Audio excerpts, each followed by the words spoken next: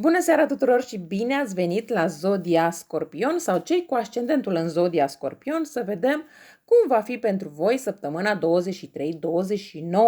iunie. Haideți să vedem. În primul rând vom începe cu energia săptămânii 23-29 iunie pentru voi. Hai să vedem cum este energia săptămânii 23-20 iunie pentru voi.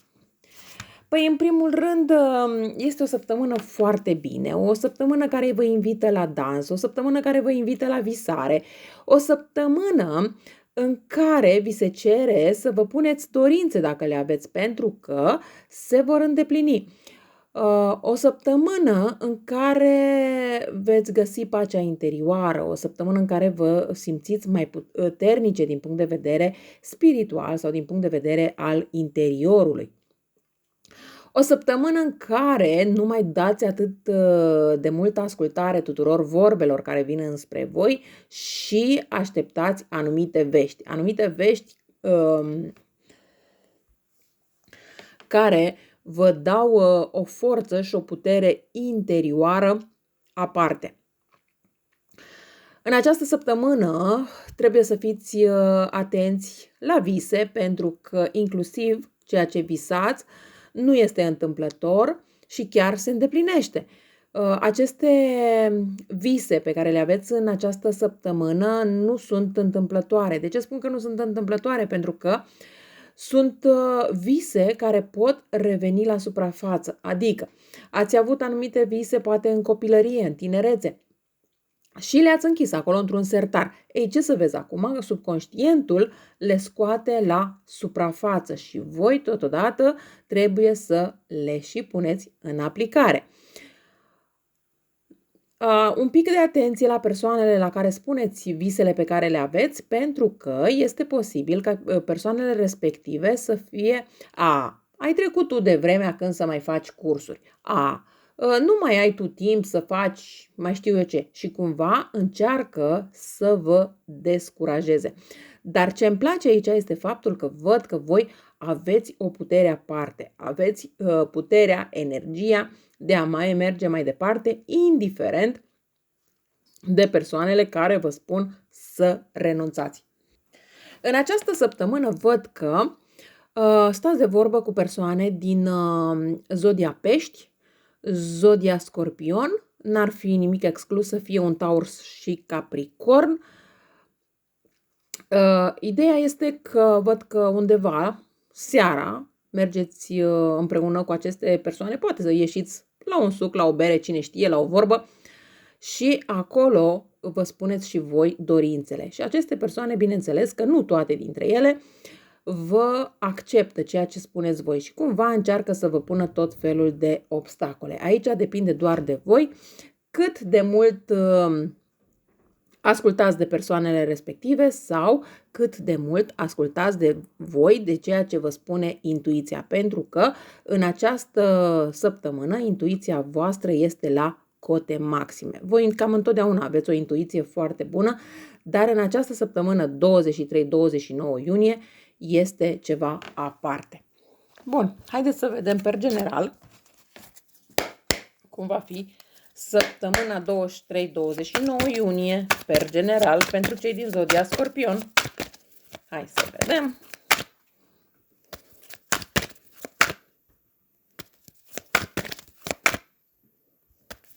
Hai să vedem cum va fi per general săptămâna 23-29 iunie. Bun, în primul rând văd că la voi săptămâna începe cu o introspecție, cu o liniște aparte. N-ar fi nimic exclus aici, chiar inclusiv să vă izolați puțin o zi, două, încât să gândiți un pic lucrurile la rece. De ce? Pentru că oscilați între două situații, între două persoane, poate între două joburi, da? Nu știți la care să renunțați și cu care să rămâneți. De asta vi se cere în această săptămână să gândiți lucrurile mult mai rațional. Poate până acum ați gândit mai mult cu inima, poate până acum ați scos sufletul la înaintare, dar acum a venit timpul să gândiți lucrurile mai rațional. Aici cred că mai mult veți fi afectați pe planul iubirii, pentru că printre voi pot fi persoane care sunt căsătorite, care și-au dorit stabilitate, care până în prezent au reușit să păstreze un echilibru, dar parcă acum acel echilibru nu vă mai satisface. Ați încercat poate să trageți de această persoană cât de mult ați putut, dar acum parcă această persoană nu mai este la același nivel cu voi. Indiferent ce ați încercat voi să faceți, această persoană își alege propriul drum. Voi sunteți persoane, văd că, independente din punct de vedere financiar, vă descurcați pe partea asta a finanțelor, sunteți, așa cum am spus, și intuitivă și deja ați primit sau veți începe să primiți semnale încă de la începutul săptămânii cu ceea ce urmează pentru voi. Indiferent, așa cum am spus, că vorbim pe planul iubirii, carierei, finanțelor și așa mai departe. Hai să le luăm pe fiecare în parte, să vedem în planul iubirii cum va fi săptămâna 23-29 iunie.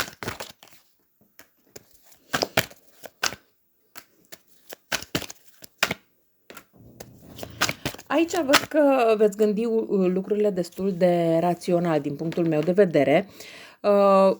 Posibil chiar să vă luați inclusiv mai multe angajamente decât puteți duce, dar totodată există și foarte multe conflicte interioare.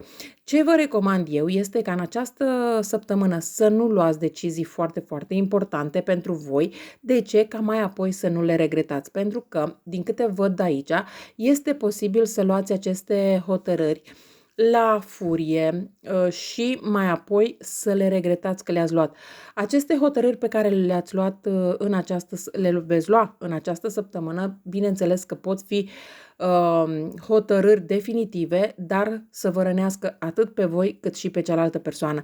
Indiferent ce se întâmplă, încercați să mai așteptați, să analizați un pic lucrurile la rece și mai apoi să luați hotărârea, pentru că mai apoi e greu de întors ceea ce se întâmplă în această săptămână.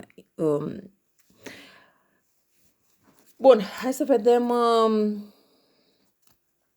pentru carieră, cum va fi cariera pentru voi în această săptămână.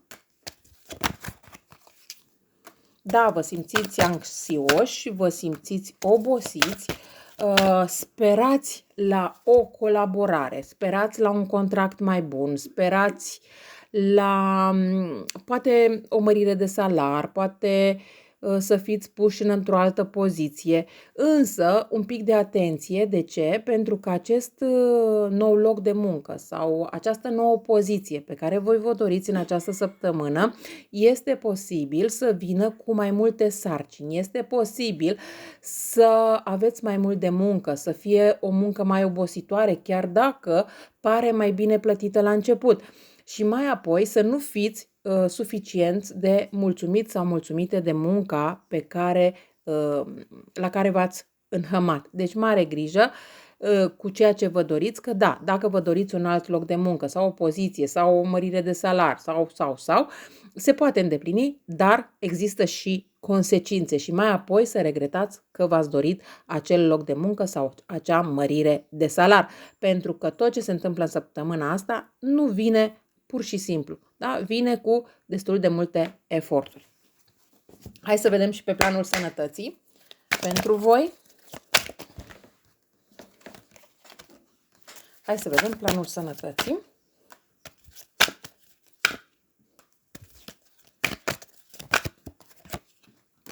Din punct de vedere al sănătății, aici dacă sunt anumite lucruri care deja v-au dat bătăi de cap, este bine să le rezolvați, pentru că dacă nu ați făcut acest lucru până acum, de această dată, în această săptămână, lucrurile se vor înrăutăți. Pentru cele care sunteți însărcinate, este bine să mergeți la medic, să faceți un control dacă vedeți că aveți anumite probleme, pentru că mai apoi să nu mergeți prea târziu. Deci încercați pe cât posibil, dacă vă știți deja cu anumite afecțiuni, nu știu, niște dureri de cap mai puternice, poate ați căzut, v-ați sucit un pic mâna sau piciorul, dar ați zis, lasă că trece. Da? E mai bine să mergeți, să faceți o verificare pentru liniștea voastră, pentru că lucruri, din punctul meu de vedere, mai sunt în unele cazuri, bineînțeles nu în toate, mai sunt și anumite probleme care nu se pot rezolva de la sine și este nevoie să intervină un medic. Altfel, lucrurile se pot înrăutăți. Bun, hai să vedem și din punct de vedere financiar. Hai să vedem și din punct de vedere financiar pentru voi.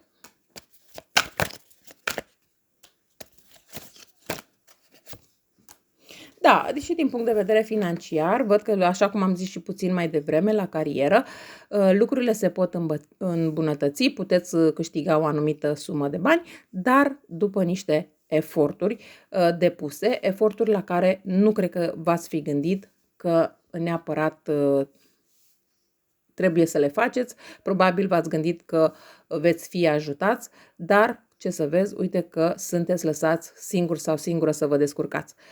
Bineînțeles, recompensele vin, dar parcă atunci când vin recompensele nu mai sunteți la fel de entuziasmată, așa cum ați fost când ați preluat aceste sarcini să le rezolvați voi.